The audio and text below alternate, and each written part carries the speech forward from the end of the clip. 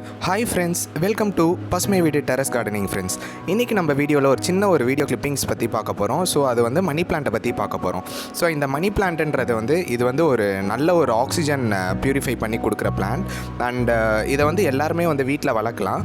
So இதுக்கு ஒரு ரொம்ப பெரிய மெயின்டெனன்ஸ்லாம் இல்லை. இதுக்கு ஒரு சின்ன தொட்டி இருந்தால் போதும்.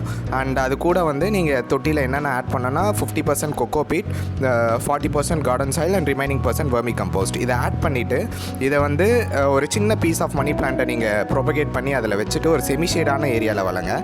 ஏன்னா செமிஷேடான ஏரியாவில் வளர்த்தோன்னா இந்த செடி நல்ல புஷியாக வளரும். அண்ட் இதுக்கு ஃபர்டிலைசர்னு பார்த்தோன்னா நான் எந்த ஒரு கெமிக்கல் ஃபர்டிலைசர் எதுவுமே யூஸ் பண்ணுறதில்ல.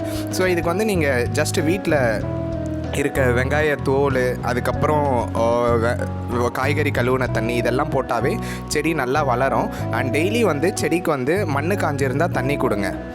இந்த பிளான்ட்டை நீங்களும் வளங்க ஃப்ரெண்ட்ஸ் வீட்டில்.